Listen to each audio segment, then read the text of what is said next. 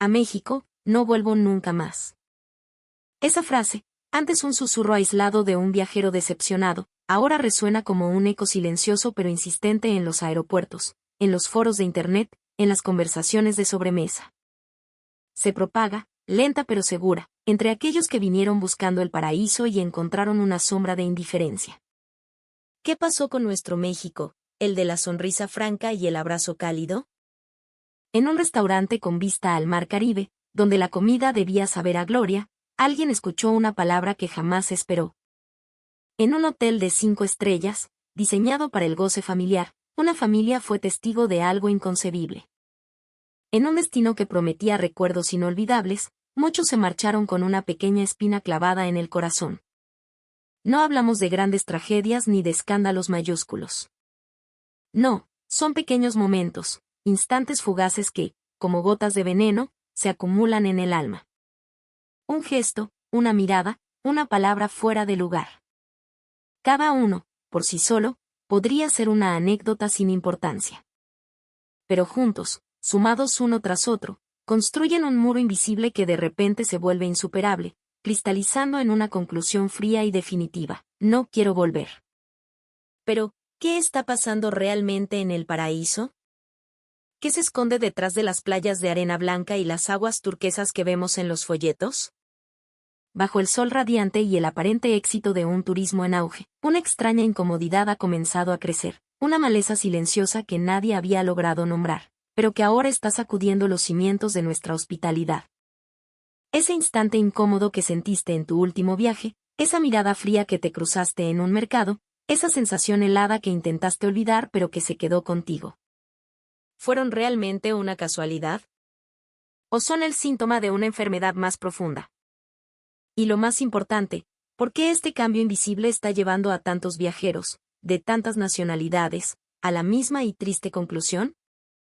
En esta historia, vamos a desentrañar, uno por uno, con honestidad y sin tapujos, el verdadero rostro de esa incomodidad que muchos no se atreven a nombrar. Porque esa sensación que tuviste, ese malestar que te llevaste de vuelta a casa, tiene una razón de ser. Y cuando termines de escuchar, te prometo que esa pequeña duda que anidaba en tu interior, ese fui yo, o algo andaba mal, se conectará con otras piezas y formará una imagen clara, reveladora y, quizá, dolorosa. Una imagen de lo que estamos a punto de perder si no abrimos los ojos. A México, no vuelvo nunca más. La primera vez que alguien escuchó esa frase en voz alta, probablemente pensó que era una broma de mal gusto, la queja de un turista mimado. Pero esa voz ya no era un lamento solitario. Tenía el peso de algo que había estado hinchándose bajo la superficie del agua y que, finalmente, había reventado, enturbiándolo todo. Las cifras oficiales decían que los turistas seguían llegando, año con año. La cercanía, los precios relativamente accesibles, y la magia de nuestras playas, consolidadas por la cultura popular, habían cimentado la imagen de un destino de ensueño. Sin embargo, en flagrante contradicción con esa imagen luminosa, un número creciente de viajeros regresaba a sus hogares con el rostro desencajado, agotados no por el viaje, sino por el trato, susurrando a sus amigos esa frase lapidaria. El símbolo de esta amarga epidemia se encarnó en Valentina, una popular blogger de viajes cuyo amor por México era el alma de su canal, Mi México Lindo. Sus seguidores la adoraban por su alegría contagiosa y su habilidad para encontrar la magia en cada rincón del país. Fue por una avalancha de comentarios de sus propios fans: vale, tienes que ir a El Mirador del Rey, en Cancún, es el mejor marisco del mundo, que ella decidió visitar aquel famoso restaurante. Llegó con su cámara en mano, el corazón rebosante de expectativas. El lugar era espectacular, una terraza de madera suspendida sobre el mar turquesa. Se sentó, respiró la brisa salada y se preparó para ordenar un ceviche y un pescado a la talla, un festín para uno. Fue entonces cuando el primer ladrillo del paraíso se desmoronó. El mesero, con una sonrisa que no le llegaba a los ojos, le dijo con frialdad: señorita, lo siento, pero para ocupar una mesa con esta vista, el consumo mínimo es de 2 platos fuertes y una botella de vino. Políticas de la casa. Valentina se quedó helada. ¿Desde cuándo se necesitaba un permiso monetario para disfrutar de una vista? No queriendo arruinar el video, Asintió con una sonrisa forzada y ordenó una langosta carísima que no se le antojaba y una copa de vino blanco. Pero el problema real vino después. Tras terminar de comer a duras penas el platillo que no quería, se quedó unos minutos más para grabar sus conclusiones para el video, hablando a la cámara sobre la belleza del Caribe. De repente, una voz áspera la interrumpió desde atrás. Era el gerente. Señorita, ya terminó. Hay gente esperando. No puede acaparar la mesa solo para su telefonito. Valentina volteó, confundida. No había nadie esperando.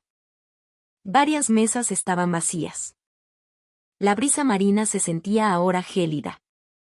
Disculpe, pero no veo a nadie esperando, respondió ella, con la voz temblorosa. El gerente ni siquiera la miró. No me discuta. Aquí la gente viene a consumir, no a perder el tiempo.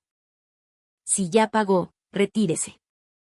En ese instante, el tenedor que sostenía en la mano comenzó a vibrar. Contuvo las lágrimas con todas sus fuerzas. No era solo la grosería, era una sensación de aislamiento total, una humillación fría que se le instaló en el pecho. Este era el lugar que sus seguidores le habían recomendado, un sitio famoso, elogiado en redes sociales. La decepción era un abismo. Aún así, frente a la cámara, tuvo que sonreír. Por sus fans, por la imagen de su canal, por el amor a su país que no quería traicionar. Se obligó a recomponer el rostro, pagó la cuenta exorbitante que incluía un 20% de propina ya agregado por su conveniencia, y salió del restaurante. Al pisar la calle, el viento salado le acarició la cara, pero su corazón estaba congelado. ¿Debía incluir esto en el video? Por un momento, pensó en borrarlo todo, en fingir que no había pasado. Pero la acidez de la humillación, la frialdad de aquellos ojos, estaban grabadas a fuego en su memoria. Con la vista nublada por las lágrimas, caminó sin rumbo por el bulevar, y con las manos temblorosas, abrió su celular. No para editar, sino para transmitir en vivo. Valentina todavía no lo sabía, pero la experiencia en ese restaurante no era un incidente aislado. Era el prólogo, la primera grieta visible en una estructura que se estaba pudriendo desde adentro. Su transmisión en vivo, cruda y sin filtros, donde entre sollozos contaba lo que acababa de vivir, se convirtió en una explosión. En cuestión de horas, el video fue compartido cientos de miles de veces. Esto es increíble. ¿Así tratan al turismo en Cancún? ¿Desde cuándo te corren de un lugar por el que pagaste una fortuna? Es el colmo. Y encima exigen propina. La sección de comentarios se inundó no solo de apoyo, sino de un torrente de historias similares, de otros viajeros que habían sido maltratados, estafados, humillados. El escándalo no se quedó en una simple llamarada de redes sociales. La presión fue tal que las autoridades de turismo de Quintana Roo tuvieron que intervenir. Se ordenó una inspección sanitaria en el Mirador del Rey, y allí, la podredumbre se hizo literal. Se encontraron múltiples violaciones de higiene, alimentos mal refrigerados, falta de limpieza en la cocina, una plaga de insectos. El restaurante fue multado y clausurado temporalmente. Fue entonces cuando la gente comenzó a atar cabos. El trato déspota no era un error casual de un mal empleado. Era el reflejo de una cultura de negligencia y desprecio que emanaba desde las entrañas del negocio. La codicia había suplantado al servicio. Pero nadie, ni siquiera Valentina, imaginaba que este era solo el principio. Apenas se había rasgado el velo, y lo que se revelaría debajo sería una verdad mucho más fea y profunda sobre el paraíso perdido de México. El mar Caribe seguía meciéndose con su calma milenaria, pero bajo sus aguas, una corriente oscura y silenciosa ya estaba erosionando la tierra firme.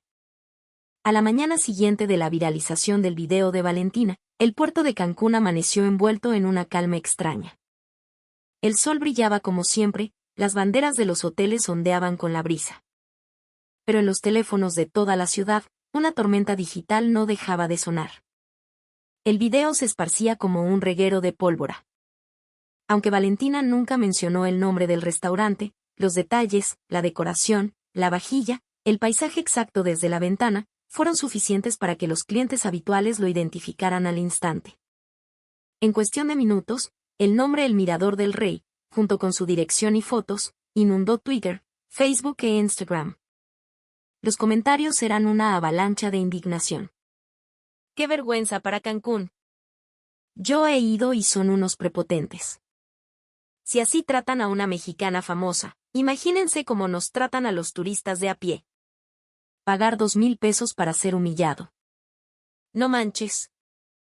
La voz del pueblo no era solo de enojo, era la voz de una expectativa traicionada, la amarga decepción de quien se siente estafado en su propia casa.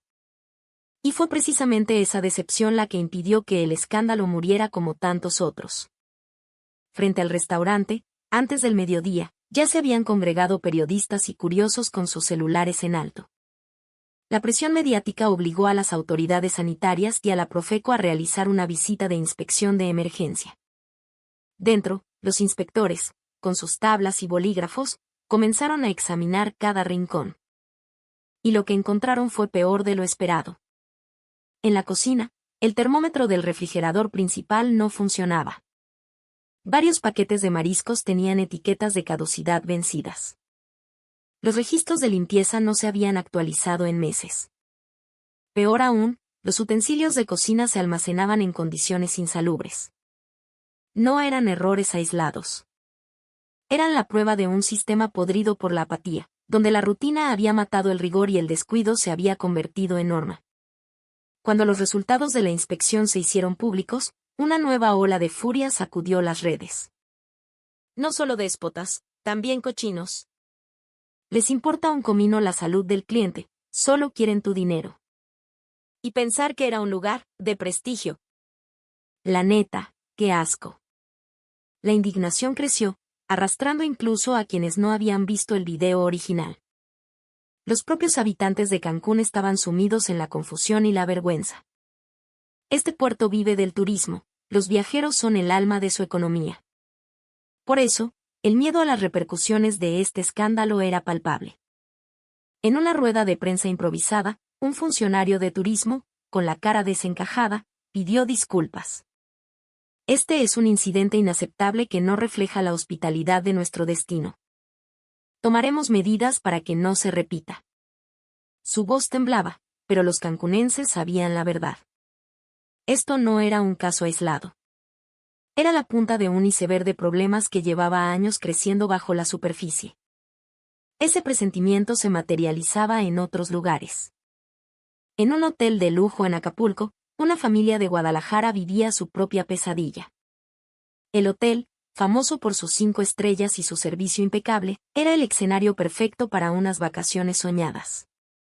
El lobby brillaba, la música era suave, el personal sonreía. Pero esa noche, la fachada se vino abajo. Al regresar a su suite, la madre de la familia, Ana, fue a secar a su hijo pequeño después de un baño. Tomó una toalla blanca y esponjosa del estante. Al desdoblarla, casi se desmaya. En una esquina, bordado con hilo negro, de forma clara e inconfundible, se leía «Uso exclusivo pisos». Era una toalla designada para limpiar el suelo. Por un segundo, pensó que estaba viendo mal. Pero no. La textura ligeramente áspera, el bordado industrial. Era real. Estaba a punto de secar la piel de su hijo con un trapeador glorificado. El cerebro se le puso en blanco. ¿En un hotel de 5 estrellas? ¿En una suite que costaba miles de pesos la noche? Su esposo, furioso, llamó a recepción. Explicó la situación. Al otro lado de la línea, hubo un silencio, seguido de una respuesta que los dejó helados. Ah, sí. Una disculpa. A veces se mezclan en la lavandería. Solo eso. Una disculpa mecánica, sin una pizca de empatía, como si fuera una queja recurrente.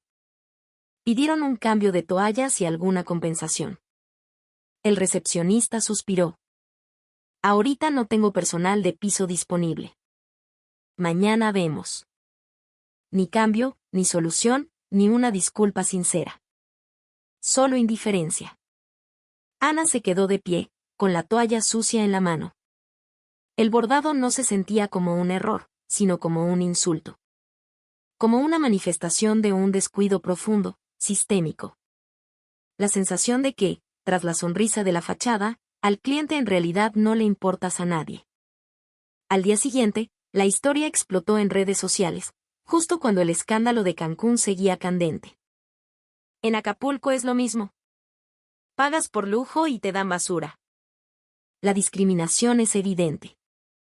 A los gringos les ponen alfombra roja, a los mexicanos nos dan las obras.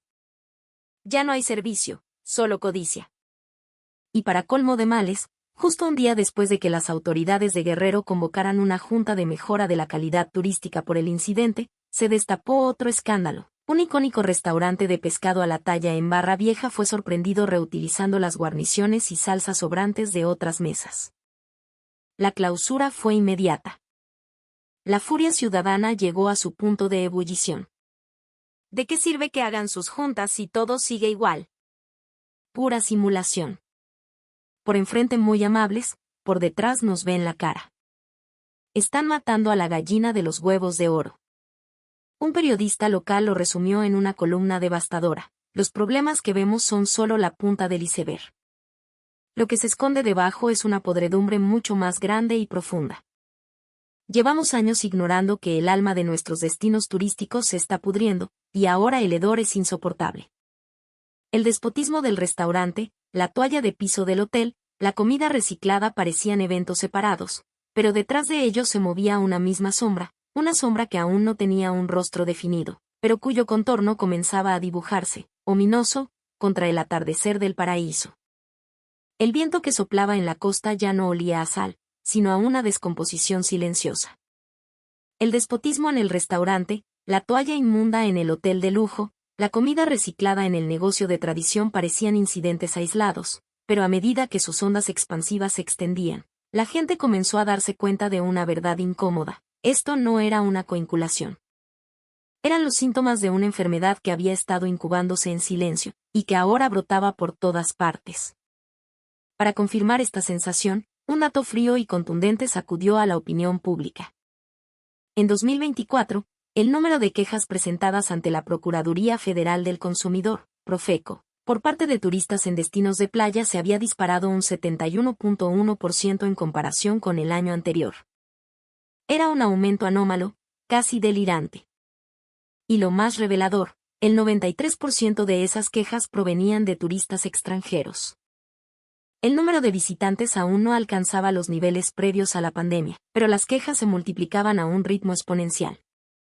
Esta extraña distorsión era una alarma que nadie podía ignorar. Además, una encuesta de satisfacción turística reveló una paradoja desoladora. Mientras que el número de visitantes extranjeros a México en junio de 2025 aumentó un 14.2% respecto al año anterior, llegando a 1.62 millones de personas, el índice de satisfacción general había caído en picada. Más turistas, pero más infelices. Más llegadas, pero más quejas. Esta contradicción matemática apuntaba a una crisis profunda. Al desglosar las quejas, dos áreas concentraban el desastre: las compras y los taxis. Los problemas más básicos, los más propensos a generar estrés, eran un campo minado. En las tiendas de souvenirs y zonas comerciales, las quejas por precios engañosos, negativas a devoluciones y publicidad falsa eran el pan de cada día. Un turista canadiense relató cómo una botella de tequila marcada en 400 pesos pasó a costar 590 en la caja. Al reclamar, el empleado se encogió de hombros: es que el precio no está actualizado, jefe. A una familia japonesa, un paquete de 10 mascarillas de artesanía de 800 pesos se les cobró en la terminal como si fueran 8,000. Cuando se dieron cuenta y pidieron el reembolso, les dijeron que el gerente no estaba, obligándolos a perder una mañana de sus vacaciones para regresar al día siguiente.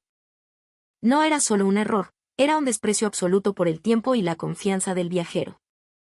Pero el problema más grave, la herida más purulenta, era la de los taxis. Más del 66% de las quejas estaban relacionadas con cobros abusivos. Los testimonios eran de terror. A una pareja de australianos le cobraron 137,000 pesos, casi $8,000, por un trayecto del aeropuerto de Cancún a la zona hotelera, 10 veces la tarifa normal. A un turista japonés que se dio cuenta de que lo llevaban en dirección contraria, el taxista le cobró un viaje de 28 kilómetros por una distancia real de 7. Negativas a dar servicio, insultos, taxímetros descompuestos, rodeos interminables. Las redes sociales se llenaron de una advertencia unánime: en Cancún, nunca tomes un taxi del aeropuerto. Es una mafia. Pero el verdadero núcleo del problema no estaba en los números, sino en la atmósfera que creaban. Los viajeros no solo hablaban del dinero perdido. Hablaban de esa sensación de impotencia al ser estafados, de la mirada burlona del conductor, del silencio opresivo en el coche. La sensación de ser un extraño, una presa fácil, un intruso no bienvenido. Esa humillación silenciosa era la que manchaba todo el viaje. ¿Otra vez me vieron la cara? ¿Será porque soy extranjero, o el tonto soy yo? Esas preguntas se acumulaban como nubes de tormenta en la mente, oscureciendo los recuerdos. Mientras tanto, en la era de la conexión global, cada mala experiencia se convertía en una advertencia mundial. El testimonio de una sola persona podía llegar a millones en una noche. El pequeño abuso cometido en una calle de Cancún se transformaba en un golpe a la reputación de todo un país. Una influencer británica publicó un video llorando, contando cómo el mesero de un restaurante en Tulum había hecho un comentario despectivo sobre su peso. La publicación se volvió viral a nivel global. Tocar la apariencia de alguien es una línea que ninguna diferencia cultural puede justificar. El incidente causó tal revuelo que incluso dentro de México, la gente frunció el ceño con vergüenza. Los taxistas son la primera cara de México que ve un turista. Ellos deciden la primera impresión de nuestro país, escribió un periodista indignado. Si esto continúa, de verdad nadie va a querer venir. Los medios de comunicación mexicanos finalmente comenzaron a tratar el tema con la seriedad que merecía, hablando abiertamente de una crisis de confianza en la industria turística. Pero todo esto era solo la superficie. En las capas más profundas de la sociedad, en lugares que las estadísticas no podían medir, un hundimiento lento y silencioso estaba ocurriendo. Y era en esa oscuridad donde se escondía la verdadera razón por la cual un turista, después de un solo viaje, decidía en silencio: a México, no vuelvo nunca más. Los viajeros que caminaban por la Quinta Avenida o la costera Miguel Alemán parecían sentirlo. Una incomodidad en el aire, una tensión que no se podía nombrar.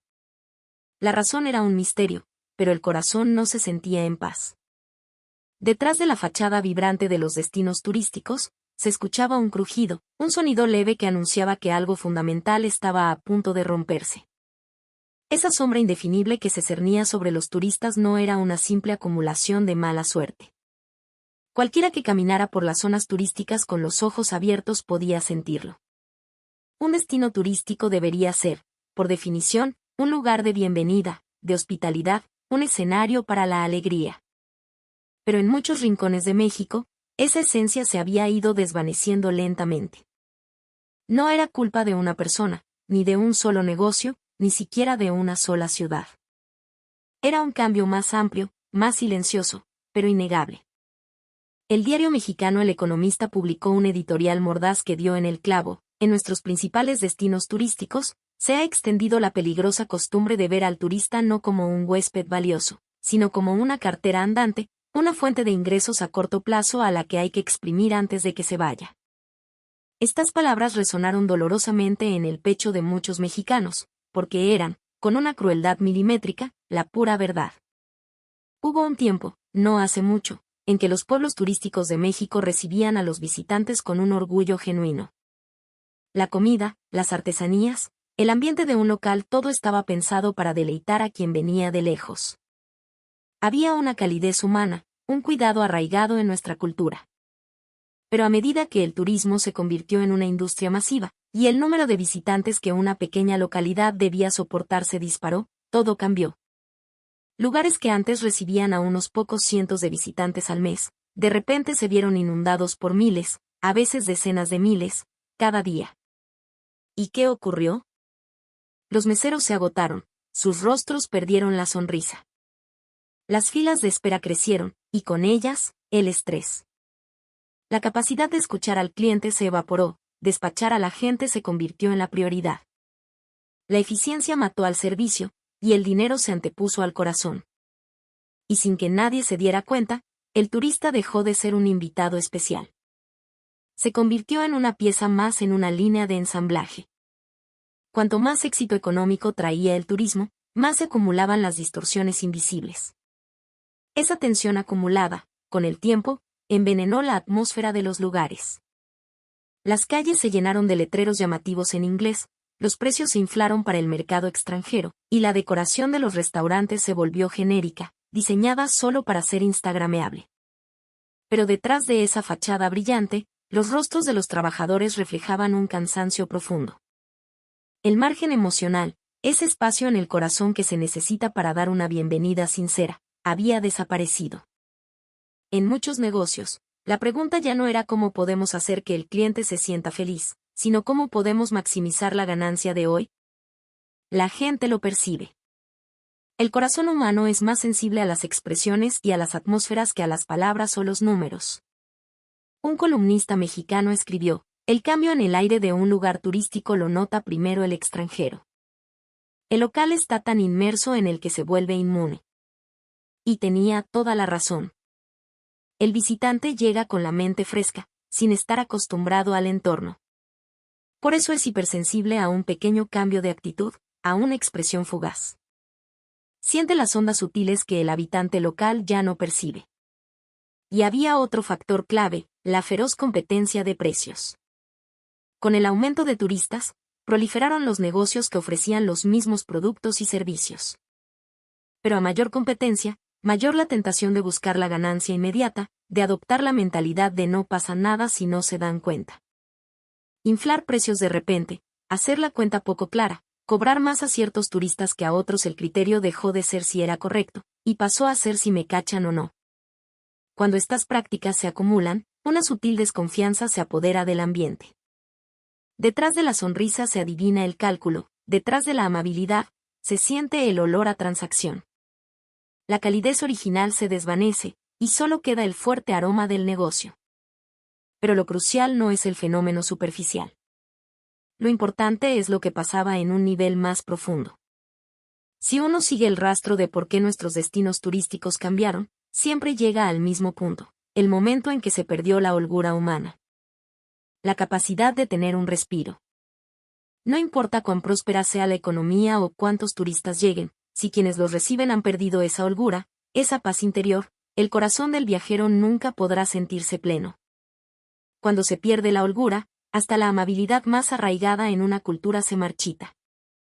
Y si escarbamos en las razones por las que se perdió, encontramos la sombra de un cambio social mucho más grande. No fue solo por el aumento de turistas. No fue porque hubiera muchos extranjeros.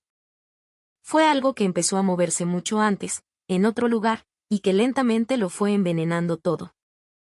Existe un elemento fundamental, y a menudo ignorado, al hablar de la degradación de nuestros destinos turísticos, la voz de los que están en la primera línea de batalla.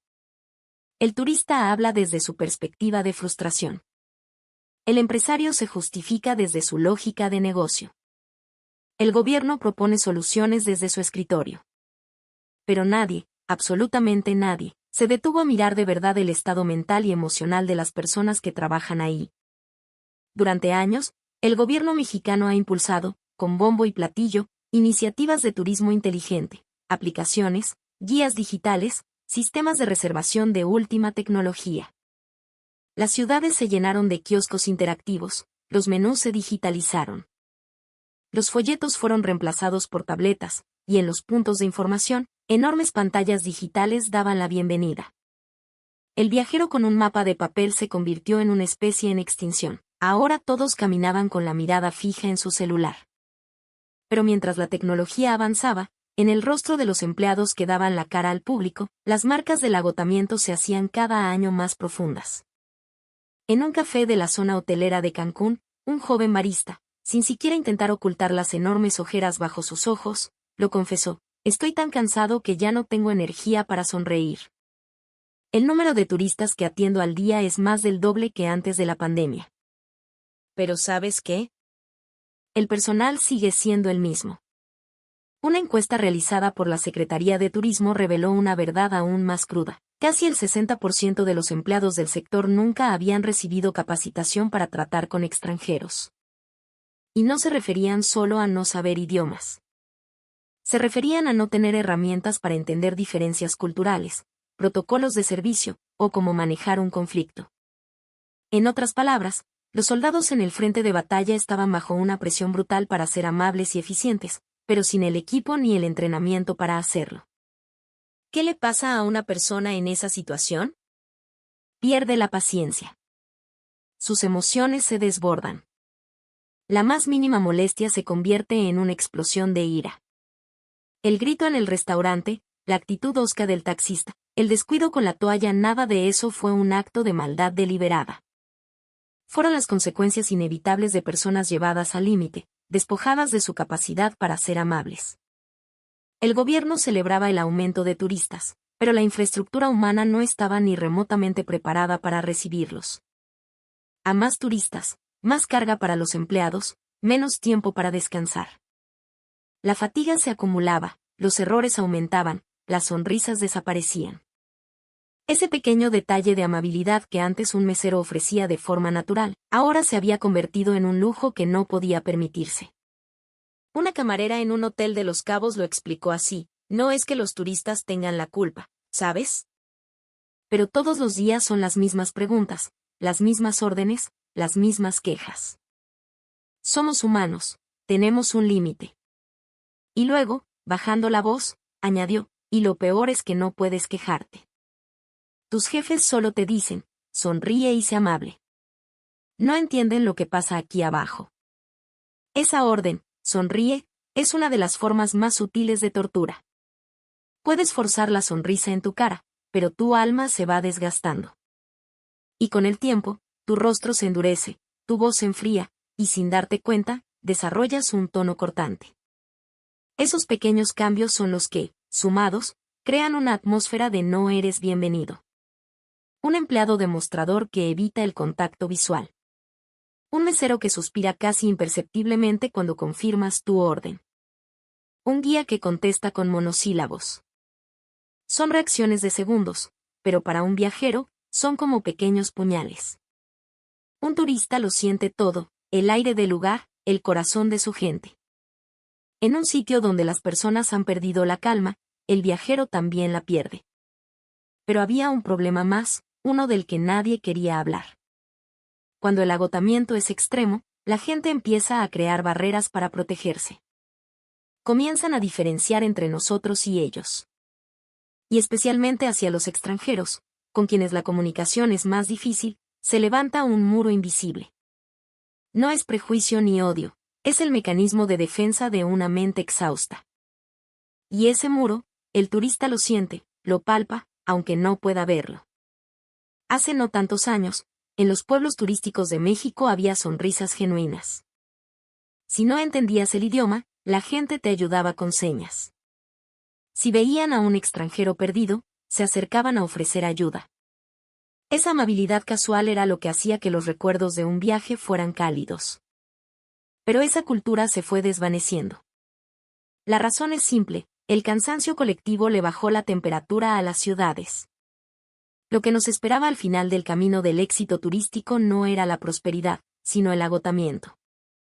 Y ese agotamiento creó el muro invisible que proyectó una sombra oscura en el corazón de los viajeros, una sombra que, con el tiempo, se convirtió en las palabras: no quiero volver. La sensación de no ser bienvenido que experimentaban tantos viajeros en México era algo que no aparecía en las estadísticas ni en los informes económicos. Era una sombra sutil, silenciosa, y que, por alguna razón, parecía afectar con mayor intensidad a los turistas japoneses. La razón es compleja. No se puede explicar únicamente por la mala actitud de un mesero o la estafa de un taxista. Aunque esos eran catalizadores de la molestia, muchos japoneses sentían una incomodidad más profunda, una que residía en un espacio diferente. Era una cuestión de distancia. En una cafetería de la Ciudad de México, una empleada le entregó su café a una clienta japonesa. Su gesto fue correcto, sus movimientos eficientes, casi robóticos. No había mala intención, pero en esa eficiencia había una barrera invisible, una fina capa de hielo. un aire tenso, casi imperceptible. No era hostilidad, era, sencillamente, la ausencia total de conexión. Una frialdad que dejaba un vacío. ¿De dónde venía esa frialdad? Una parte de la respuesta se encuentra en el pasado reciente.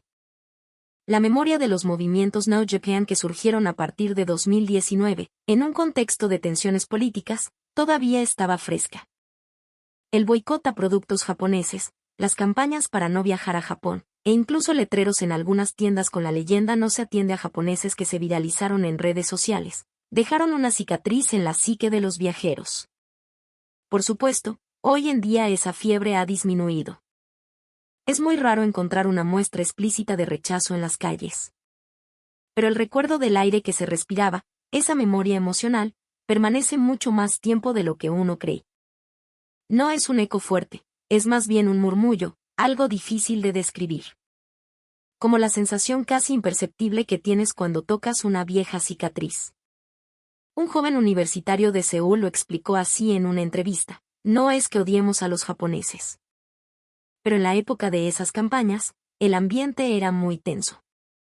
Ahora es diferente, pero sí me preguntas si todo ha vuelto a la normalidad. Siento que algo quedó flotando en el aire. Era como un humo que se creía disipado, pero que seguía ardiendo en brasas ocultas en algún lugar. Y los turistas japoneses sentían esas brasas de una forma no verbal. Un hombre japonés compartió su experiencia en un blog de viajes. El personal del restaurante fue muy educado. Pero eran tan distantes, sentí como si hubiera un muro entre nosotros. Entiendo que no les caigo mal, pero tampoco sentí que les agradara. No sé cómo explicarlo, era una atmósfera de, solo estoy haciendo mi trabajo, y me hizo sentir un poco solo. Solo. Esa emoción es diferente a la ira o al miedo. Y es un recuerdo que se graba profundamente. Un profesor universitario coreano ofreció un análisis interesante. Culturalmente, Japón es una sociedad que, lee el aire, son extremadamente sensibles a los cambios sutiles en la atmósfera. Por eso, muchos japoneses perciben los cambios de actitud en Corea de una manera que no pueden explicar con palabras. Es una sensibilidad particular. En otras palabras, un pequeño cambio en el lado coreano se sentía como un gran cambio para el sensible radar japonés. Y esa sensación, poco a poco, se acumulaba como una forma de incomodidad, de no encajar. El hecho de que Corea del Sur comenzara a aparecer en los primeros lugares del ranking de países a los que no se desea volver del sitio de reseñas de viajes Travel Lab, demostraba que esta sensación no era una rareza. Me divertí, pero creo que con una vez es suficiente. No es que lo odie, pero ya no siento ganas de volver. Estas opiniones no eran críticas ni ataques. Eran algo más silencioso y más pesado, una distancia que se había instalado en el corazón. En el fondo de esta distancia, había una compleja mezcla de historia, política y memoria, tanto del lado coreano como del japonés. Nadie tenía la culpa, pero la diferencia de temperatura acumulada durante años no se había disipado. Y esta diferencia tenía un impacto enorme en la satisfacción del viaje. No importa cuán espectacular sea el paisaje o cuán deliciosa sea la comida, si no hay cercanía humana, el viaje carece de calidez. Y esta frialdad, que se extendía entre los viajeros, se estaba convirtiendo en un cambio silencioso que amenazaba el futuro del turismo en el país. El número de turistas que llegaban a Corea del Sur seguía aumentando. Los aeropuertos estaban llenos, las ciudades brillaban y las zonas comerciales rebosaban de extranjeros. A simple vista, la industria turística parecía haberse recuperado con éxito. Pero por dentro, una costura invisible se estaba deshilachando silenciosamente.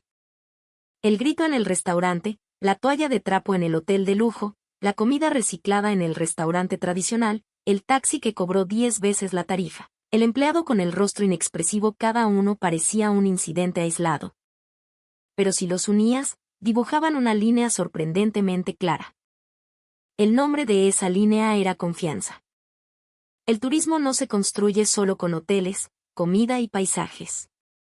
Se basa en algo mucho más fundamental, el sentimiento del viajero de que valió la pena venir.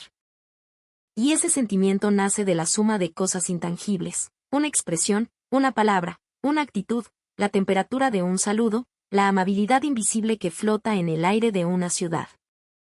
A la inversa, si cada uno de esos elementos se va perdiendo poco a poco, lo único que queda al final es el colapso de la confianza. Y eso era exactamente lo que estaba enfrentando el turismo coreano.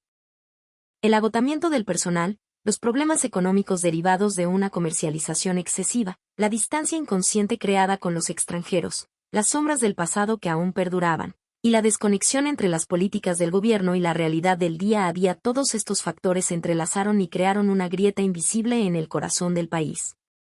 Un crítico económico coreano lo expresó así: lo más aterrador en un destino turístico no es el escándalo en sí. Es la atmósfera que empieza a tratarlo como algo que pasa a menudo. Esa es la prueba de que la confianza se está perdiendo a una velocidad alarmante. Y eso era lo que estaba sucediendo. El despotismo en un restaurante, el problema con una toalla, la falta de transparencia en los precios, los propios locales comenzaban a hablar de ello como si fuera normal. Pero para un viajero no lo es. Cada uno de esos incidentes no genera ira, sino tristeza. Y esa es la esencia del colapso de la confianza. En las redes sociales de los viajeros, aumentaban comentarios como: no es que quiera odiar Corea, pero ir me agota mentalmente. No es culpa de Corea, de hecho me gusta, pero no tengo la energía para volver. Siento que algo ya no encaja. Ese sentimiento de agotamiento es letal para un destino. La gente no regresa a los lugares que la cansan. Los propios coreanos empezaban a sentir el peso de esta atmósfera. El dueño de un pequeño restaurante en Seúl confesó en voz baja: los clientes aumentan, pero no siento que estén contentos. Todos tienen prisa, todos están cansados. Nadie tiene tiempo para sonreír. Siento que los lugares turísticos se están volviendo cada vez más fríos. Era como una persona que parece sana por fuera, pero por dentro sufre una enfermedad silenciosa. La ciudad está llena de vida, los turistas han vuelto. Pero el corazón que sostiene esa prosperidad se está apagando lentamente. La confianza es algo que se construye durante años, pero se derrumba en segundos, sin hacer ruido. Los pocos segundos en que un turista fue gritado en un restaurante. Los segundos en que vio la toalla en el hotel. Los segundos en que se dio cuenta de la estafa del taxi. Los segundos en que se encontró con una mirada vacía. Cada uno de esos instantes fue demoliendo silenciosamente la confianza que tanto había costado construir. No fue un terremoto repentino. Fue como una termita, que avanza lenta, silenciosa, sin que nadie se dé cuenta. Y cuando te percatas del daño, la estructura ya está tan carcomida que es imposible volver a la casa original. Pero la historia no termina aquí. Lo que se ha derrumbado, puede volver a construirse. Esa es la otra naturaleza de la confianza. El pesado ambiente que se había instalado en el turismo coreano, el rostro de las ciudades que se había ensombrecido y la sombra que se había posado en el corazón de los viajeros, todo este lento proceso de erosión de la confianza fue tan silencioso que pocos se dieron cuenta. Pero Corea no era tan insensible como para ignorarlo por completo.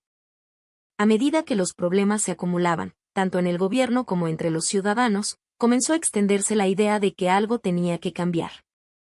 En 2025, el gobierno coreano finalmente lanzó una reforma a gran escala para recuperar la confianza turística.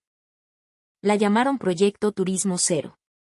Como su nombre lo indicaba, el objetivo era cero problemas. Y no se trataba de una simple campaña publicitaria.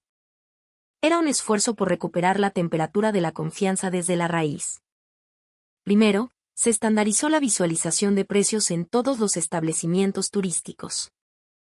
La falta de transparencia en los cobros era una fuente constante de ansiedad, por lo que se invirtió todo en hacer las cuentas visibles y claras. Se ampliaron los servicios de información en japonés, inglés y chino, y se rediseñaron las rutas para que los turistas no se perdieran.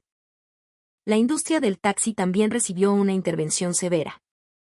El uso del taxímetro se volvió obligatorio, con suspensión inmediata para quien no lo cumpliera. Se implementaron capacitaciones obligatorias en varios idiomas y un sistema de vigilancia para evitar cobros abusivos a extranjeros. En las zonas turísticas, aumentaron los letreros y anuncios de audio sobre buenas prácticas, promoviendo la prevención de problemas. Se reforzó el patrullaje local, uniendo al gobierno y a los residentes en la creación de un entorno seguro. La reforma no buscaba solo una mejora superficial de la imagen. Era un regreso a lo básico, hacer que el viajero se sintiera seguro y bienvenido de nuevo. Y cuando estos esfuerzos comenzaron, un cambio curioso empezó a notarse en las ciudades. La transparencia en los precios, la mejora en la señalización, la prevención de problemas. Estas mejoras tangibles hicieron que los viajeros, poco a poco, recuperaran la tranquilidad. Pero el cambio más grande fue el que se produjo en el corazón de los trabajadores. Al disminuir los conflictos con los clientes, los empleados recibían menos gritos. Al reducirse la carga de tener que explicar todo, también se reducía el estrés. Un entorno donde no hay malentendidos les devolvió la confianza en su propio trabajo. Y esa pequeña pizca de alivio trajo de vuelta las sonrisas. Esas sonrisas, a su vez, reconfortaron el corazón de los viajeros. Y esa calidez suavizó el ambiente de toda la región. Al final, lo que sostiene a un destino turístico no es un sistema, sino el sentimiento de su gente. Corea tiene una cultura intrínsecamente cálida. La profundidad emocional que se ve en sus dramas, su deliciosa comida, su carácter nacional, a veces intenso pero fundamentalmente amable. Todo eso simplemente se había vuelto invisible por el agotamiento. Un taxista coreano lo dijo después de la reforma: siento que por fin puedo hacer mi trabajo como se debe. Cuando los clientes extranjeros se sienten seguros, yo también me siento tranquilo.